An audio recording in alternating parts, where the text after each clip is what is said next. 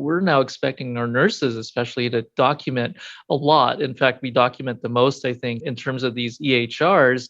And we're asking our nurse leaders to audit, congratulate, coach, mentor folks using this data, being data driven. Yet, how many managers, directors, CNEs actually get in this chart and get in the system and are proficient enough to point those things out?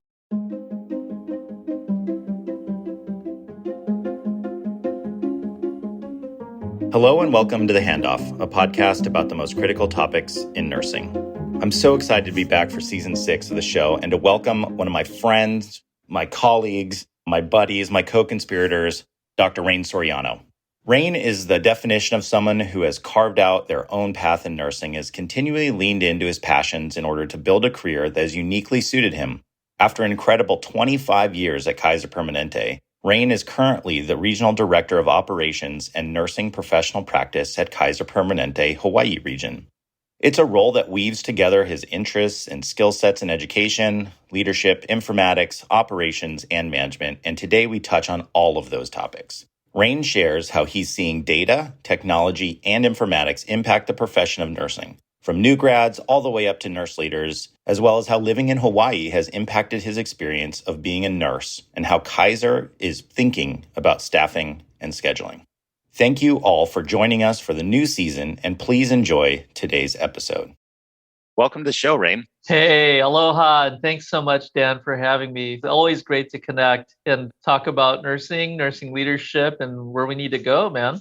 Yeah, love it. So Rayne and I have a long history at Kaiser together. He was on the informatics team. I was on the innovation team. We worked really closely on a lot of different technology stuff and became friends and co-conspirators as we navigated the complex system of a large healthcare organization. We've authored a book chapter together, a couple book chapters together. And so we definitely have two sides of a great coin related to the technology and nursing. But before we dig into all that, Rayne, I'd love to have you just sort of talk about your career path, because, like me, you started in the ED and you sort of worked your way up, and then you kind of shifted, went over to informatics, and then ended up doing your PhD in that. So I'd love to hear your story.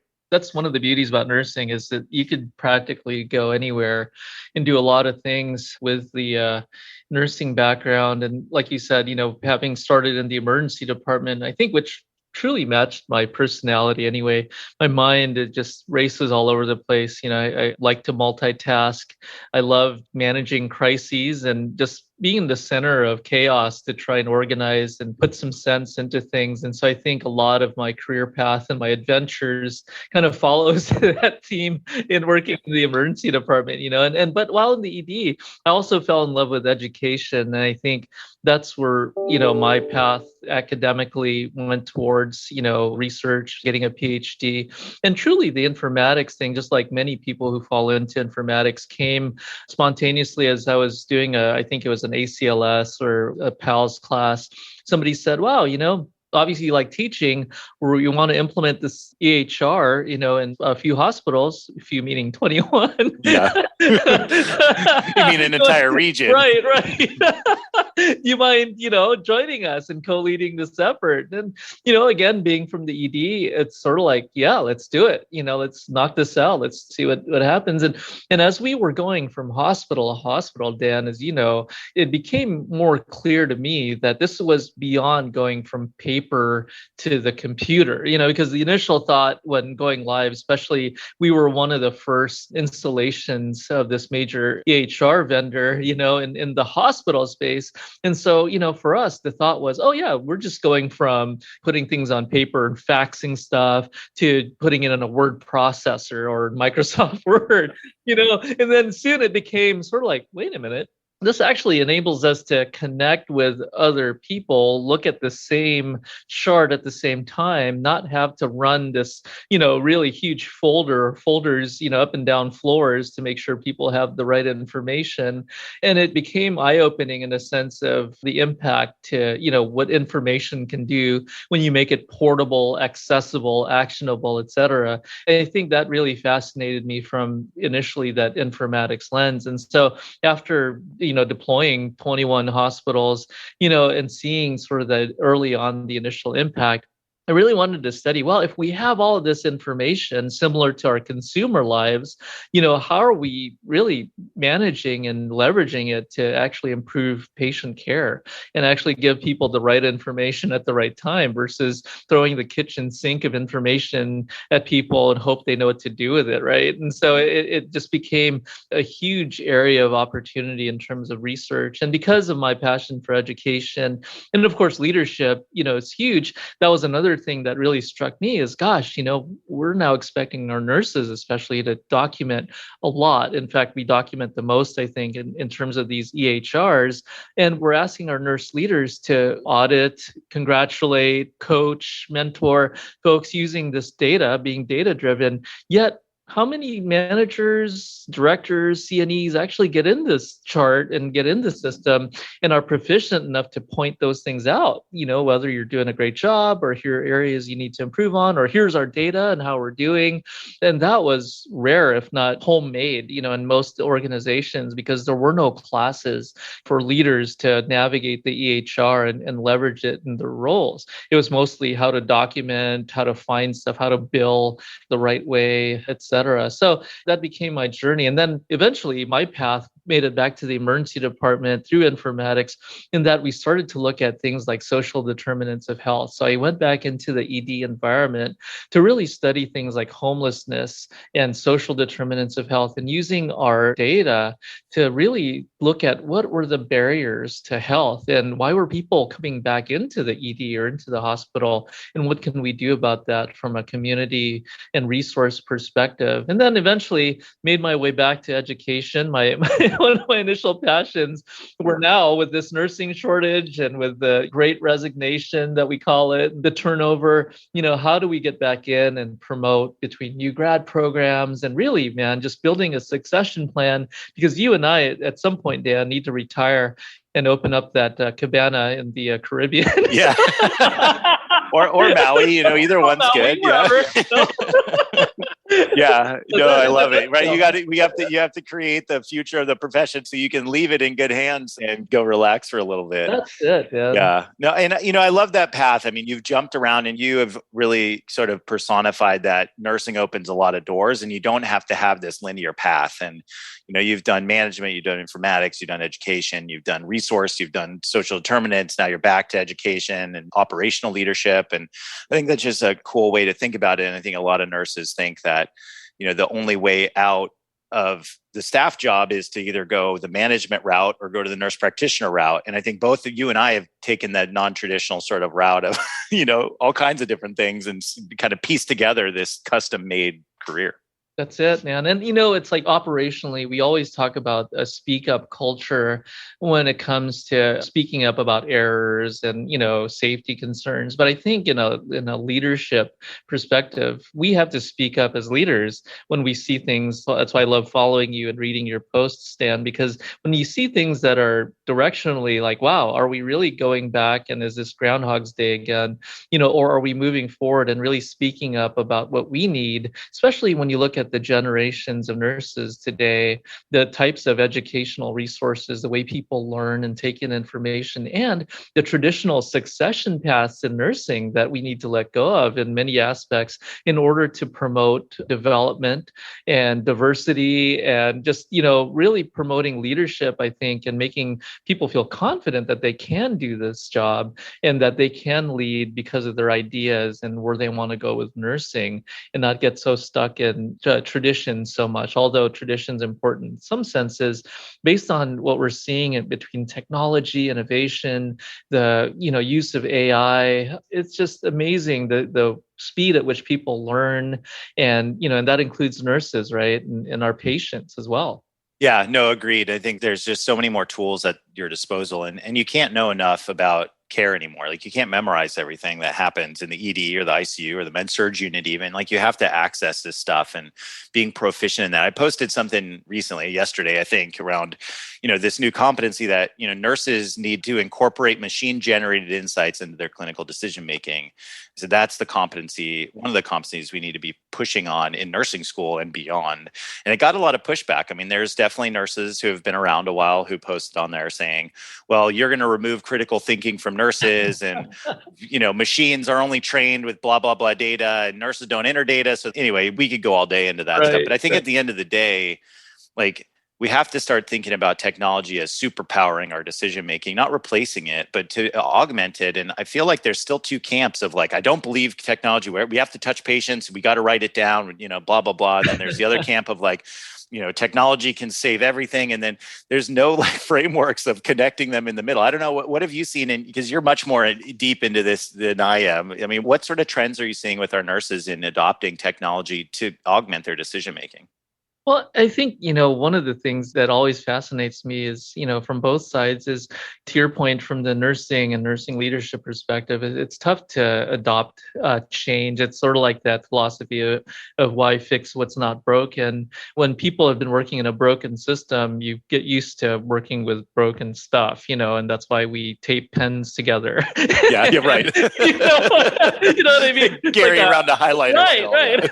Yeah. Why do I need a stylus? I love my tape together pens. It's like, it's sort of like that's the way we work. We work in a world of workarounds. And so, no matter how good a technology or solution is, it's tough to break through when what we've been doing for so long is still working, right? For me, as we look at technologies introduced to nurses and in our environments, it's got to meet, a lot of important criteria for it to break through. And as it's got to be easy. I can't type in more passwords, yeah, right.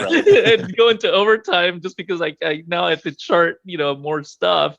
It's got to be easy, and it's got to be meaningful when it comes to what are you taking away from my plate? Knowing that we already have full plates, in terms of our day-to-day care and routines, it's like, what is this new tool or technology going to take away and maintain the quality or improve the quality of care and actually make it easy for me to spend more time with my patients, or to actually go to lunch or use the bathroom. Take a break, use the restroom. Yeah. Right. And so it's the same for leaders. It's like, why am I still working with 10 different systems to get one thing done when we tout interoperability and the ease of use of a lot of these technologies? When you look at the consumer market, or even the payment, you can touch to pay, tap to pay, use your retina. I mean, it's one of those things where, wow, can we apply some of those tools into our world to make it a lot easier, like as simple as dictation. The fact that we're still typing and clicking when dictation tools are out there to be able to write notes, transcribe notes, and a lot of those things, it's just one of those things where, wow, and I think that's where the value of having nurses, such as in your field, Dan, with innovation, technology, and having nurses at the front lines of development and design are important, because they can relate to the world of the bedside nurse, or the manager or the educator, and really be able to translate why this new thing not only better, but will free up time for you to be able to do self-care or actually take a break or whatever. And that's what we need, versus, oh, here's this thing. It doesn't really make your job easier or improve quality, but you just have to type in 10 more passwords. But isn't it so cool once you finally get through the instructions? Yeah, you click the button. Yeah. Right. And, you can't help but when you go to these conferences, that's what you see, right? It's like, wow, here's a free pen. And by the way, here's this new thing we've invented. Have you talked to nurses? No. Have you seen what we do? No. But we have someone on the team who used to be a nurse, but they were in home health and were, selling something to the hospital. So there's a mismatch with the solution to what problems I think we're trying to solve. And that's what we're seeing still today, Dan.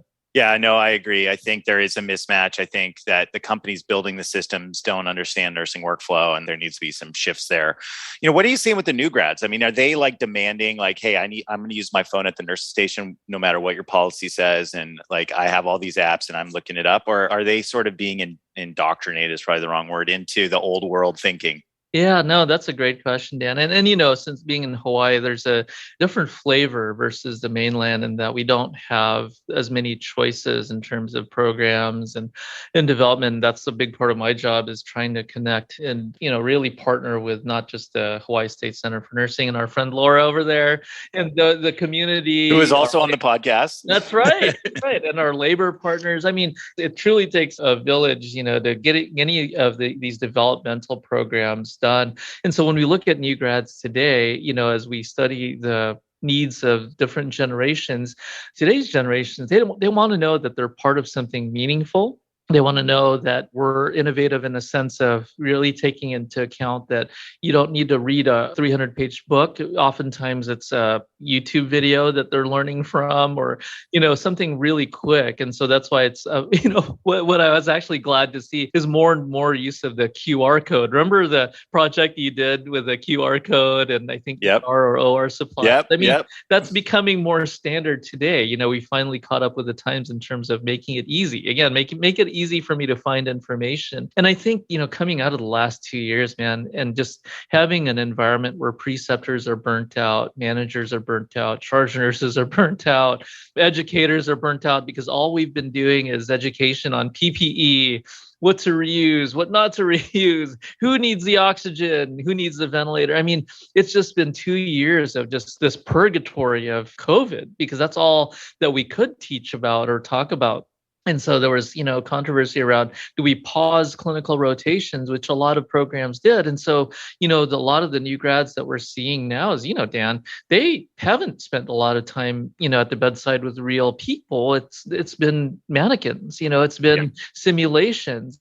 And as great as those technologies and tools are, nursing is still about building that relationship and rapport with your patient. And I think in a sense, we're playing catch up. And so the new grad programs that we're running sometimes feels like finishing the fourth year or the last year of nursing school for the new grads today, in that we're, going back, what we call back to basics, right? Here's how you establish that rapport. Here's that assessment, and while the patient's screaming and writhing in pain, here's how you get your assessments done. Here's how to deal with family members who are stressed out and anxious. Because there's only so many things you can simulate and replicate in a fake environment, right? And so, now that they're coming into this overly stressed, environment where patients are sicker, from an acuity perspective, you have families and patients who haven't been to the doctor or the hospital, in a while because of the fear of COVID. So they're a lot, sicker. And so it's almost like things are coming together where, you almost have to take a step back and just absorb what's going on before customizing our new grad programs to do that, going back to basics. You don't have to focus necessarily on these 100 things. Let's go back to basics and focus on things. I mean, we've talked about hand washing so much that my fear is that as things open up, it's like, yeah, the mask thing might be going away in certain aspects, but we still have to wash our hands, everyone, Right. Yeah. You know what I mean? It's sort of like, again, let's not throw the baby out with the bathwater. If we've learned anything, let's prioritize, because oftentimes we get asked, has healthcare or nursing or operations really changed? It really hasn't. I think what the last 2 years has done, Dan, is it's made us refocus on the important things. And oftentimes those are the basic things, that we've forgotten. And so people have forgotten that we have to document certain things, or here's the protocol for this, or, whatever, just because we've been so focused on MABs, on vaccinations, on, testing, on that, it's reconverting our minds back to, again, the basics. And now we're seeing beyond COVID in Hawaii, RSV is blowing up in terms of the pediatric population. There's a huge emphasis now on behavioral health because of the last 2 years and what remote work and the depression of the economy and, that's done to people. So behavioral health is huge as far as what we're dealing with right now. So with the new grads that we're seeing today, it's how to skill them up in order to meet the demands of the patients that we're seeing. So high acuity, behavioral health, home health, a lot of those things that the pandemic has really highlighted. Yeah, no, I agree. And I think there's this back to basics. And like you said, some of the new grads entering the workforce now didn't touch very many patients because of COVID. And so you have to sort of relearn things. And I think there's a big evolution there. And again, tech can support them in different ways. So I think those basic skills are key there.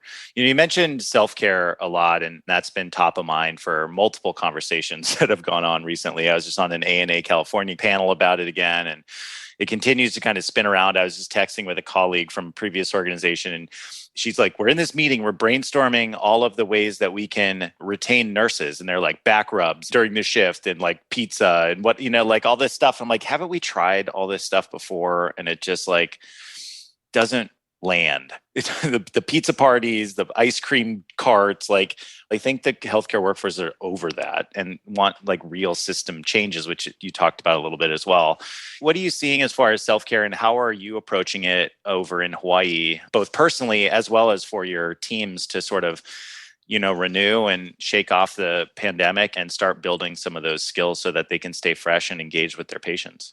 Yeah, no, great question, Dan. I think personally, as I shared with you, for me, living in Hawaii and not going to the beach or the ocean at a regular clip is, almost like ironic. It's like, well, why did I move here if I wasn't going to enjoy nature or the beach or be out, and really enjoy being in Hawaii? So for me, I think, between just getting outside and then being in the water, which I love anyway, I joined a canoe club, and just, between being out in the ocean and just appreciating life and just living that mindset of gratefulness that I'm still alive, my loved ones, my friends, they're still healthy and alive, and a lot of them have made it through COVID and the pandemic, and just being thankful and just reflecting on how small things really are when it comes to challenges and problems compared to the world out there.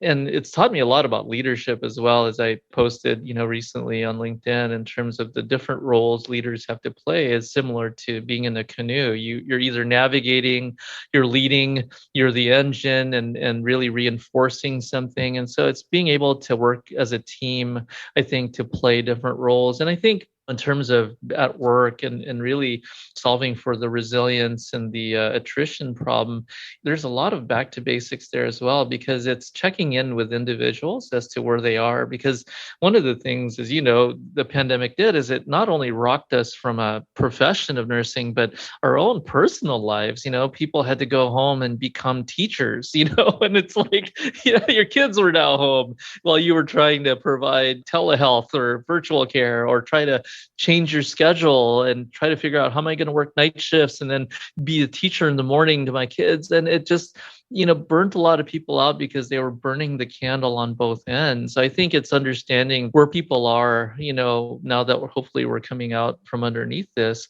and then customizing sort of what they need. So is it a scheduling issue? Is it, gosh, you have all this time off saved up that you couldn't take because we needed you working? Right now, we're holding on to some of our travelers just to be able to give people a break, and get them that vacation that they've wanted, even if it's a staycation, just to get away from here and unplug. And then, for our managers and leaders, making sure and, really being hard on folks responding to emails when they're supposed to be off. Why are you answering text messages and emails? I thought we had coverage for you, because it's a slippery slope when there's a perception of that presenteeism, where, I have to always look like I'm on, or people don't think I'm doing my job. And it's like, no, that's not the case at all. You're on vacation or PTO so you can unplug and get away from here. One of my old managers used to tell me, Rayne, the only way you can tell that you had a good vacation is when you forget your password.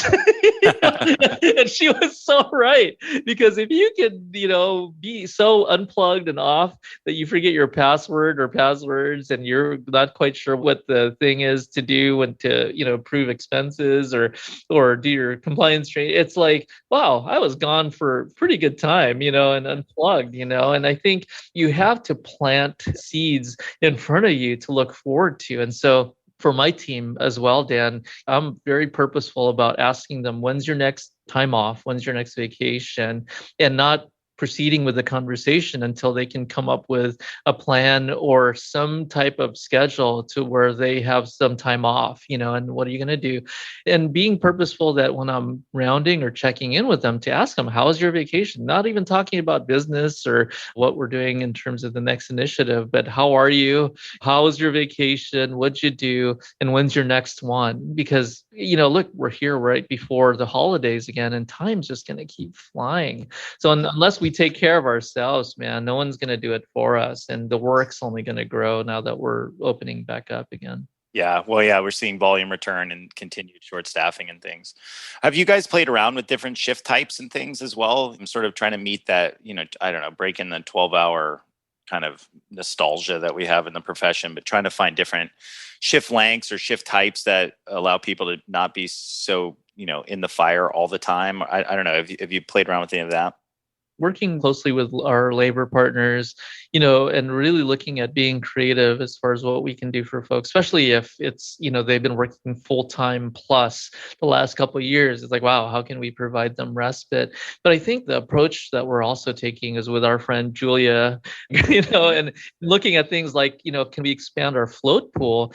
So we're not really having, as much per diem staff, but a float pool that can really be dedicated to giving people coverage, whether that's maternity leave, FMLA, PTO, and expanding that float pool to cover not just the hospital, but eventually our nurses in the ambulatory spaces as well, so that they have more options for coverage. Because right now it's like, the person you're asking to cover you for vacation is probably also in need of vacation. Right. Yeah. So, just perpetuating.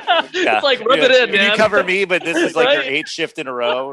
And so that's kind of what we're dealing with. And so we're trying to, not only work on customizing schedules, but looking at people in terms of, gosh, how many float nurses would help to give people a break in med surg, telemetry, ICU, ER, et cetera. And then let's grow that, because then that helps us from, decreasing our need for travelers, helping with sick time because people can take care of themselves and not feel like they have to use sick time to get time off. And so it decreases pressure from a lot of fronts, for us. So that's a huge investment and a huge focus for our C&E and our operations. And for those who've been, working for so long that, we hear a lot about the great resignation. And whenever you hear buzz about retirement, it's having conversations with your most senior staff to say, hey, what if we get creative and instead of working 40 hours a week, can you work X number of hours, but then have the rest be preceptor time or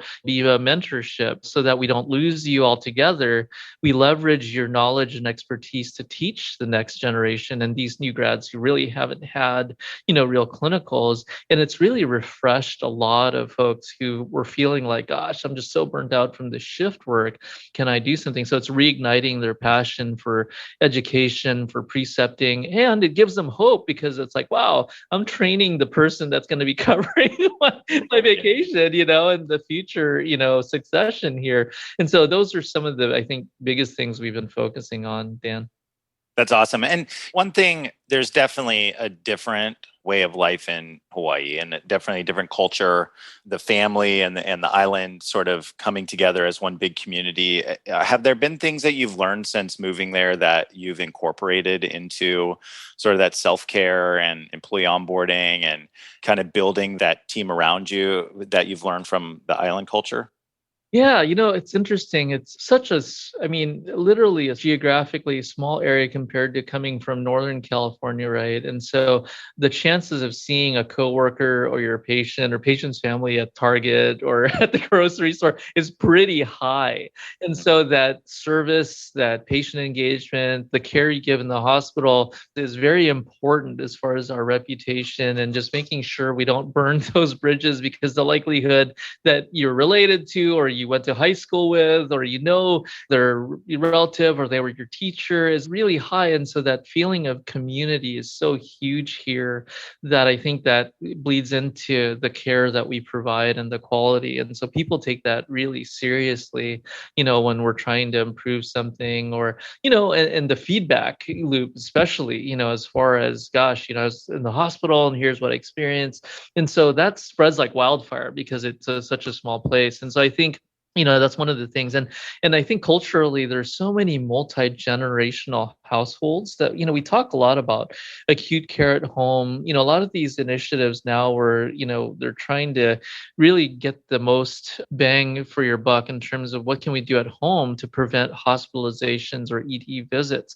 And so here, what we're seeing in our workforce is a lot of them actually are caring for parents, grandparents at home as well, who are Kaiser members. And so it's sort of like, wow, it's a ripe environment to actually test a lot of these technologies, innovations, models out with our own staff who are caring for their own family, their own parents or grandparents at home, because that's a reflection of the communities we serve.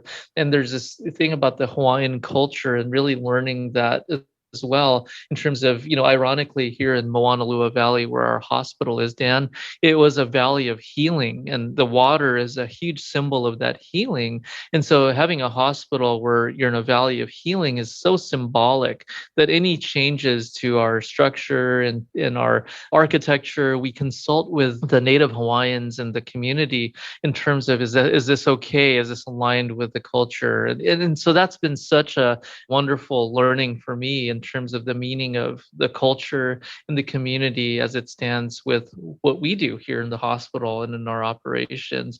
And so it's just been wonderful. And so, with many organizations, in fact, most organizations now focused on diversity, inclusivity, and equity, a lot of the things that we're talking about in terms of healthcare today, this is such an awesome place to learn that, not just from learning the Hawaiian culture, but because we're in such a melting pot when it comes to the workforce, the communities we serve, and of course, the tourists that come through Hawaii, as they come from everywhere. And so it's like you have to be prepared to meet the needs for many cultures, many backgrounds, generations, et cetera. So it's been a huge learning for me as a leader and for us, I think. Yeah.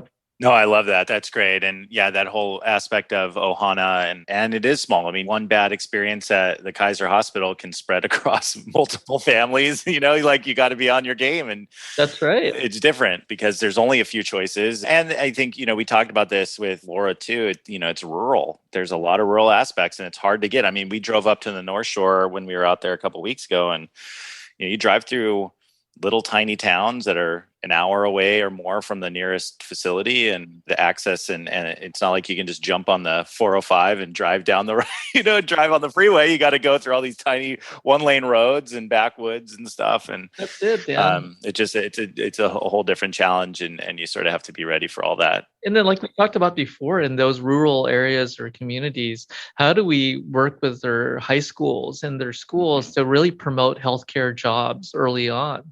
Because the only chance you're going to get someone to stay long term in those areas, as we see today, is if they're from those areas, and from those communities. If they become the doctor or they become the nurse or the healthcare leader or they're the entrepreneur who wants to open a clinic from that community, it's because it's like they have this burning platform to give back to their community. That's been the challenge for places like the Big Island and in many rural parts of Hawaii today, is trying to attract, especially in our specialty areas, whether it's physicians or nurse practitioners or therapists, behavioral health, is how do you get them to stay in such a rural community in Big Island or in Kauai, or you know what I mean? Especially if they're just starting out in their careers, right? And so it's like, wow, well, the only chance sometimes we have is to make sure that they're from those communities and that they're growing from those communities and they see the plight and the need in those communities. And now we've given them a chance to go back to make a difference. And so how do we invest, in those opportunities? So that's huge as well. Yeah, no, agreed. Well, Rayne, we're at the close of our time together, and we like to end each handoff episode with, what would you like to hand off to our listeners? What's that one nugget that you want them to walk away with from our conversation? Wow. Yeah, I think the biggest thing, when you look at the great resignations, and a lot of people ask, what keeps you in it? What keeps you in nursing? What keeps you coming back every day? What gives nurse leaders, hope for the future, especially with the last couple of years we've been through. And I think just again, getting back to basics, we're a profession of caring, that saying, no one cares how much you know until they know you care. That's it, man. And it's like, that's got to translate to each conversation, each relationship, each initiative, anything you go into. If you don't care about what you're doing or who you're doing it for, then we're in the wrong profession, and I think that's the fire that can overcome burnout and exhaustion. And because if, sometimes caring too much is also tiring, and that's why self-care comes in, you know what I mean? Yep, so I think caring is a huge thing, that we need to get back to, and caring for ourselves, caring for each other, caring for our communities, and of course, our colleagues and our nurses and staff. So I think, just keeping it simple, man, and having fun, because you never know, today might be the day. So, that we start our cabana in Maui. That's right. One day, Rayne, we will do a cabana, even if it's a pop-up cabana. We're going to do it. We're going to do it. Floating bars. Or something. Yeah, that's right. Oh my gosh. Well, Rayne, it's so great to have you on the show, and thanks so much for sharing your knowledge. You epitomize an awesome career path, really staying grounded and preparing the future of our profession, which is awesome. I know you're on LinkedIn and other places, so find Rayne out on social media. Check out his book chapters. He's authored a lot of articles. He's got a great message out there around the use of informatics to enhance leadership and nursing practice. And just really appreciate your time today, Rayne. Thanks so much, Dan, and we'll see you soon, okay? Let me know if you need anything. Aloha. Aloha. Thank you so much for tuning into today's episode of The Handoff. If you liked what you heard, please consider leaving us a review in Apple Podcasts or wherever you listen to podcasts. You can also subscribe and receive new episodes at www.thehandoffpodcast.com.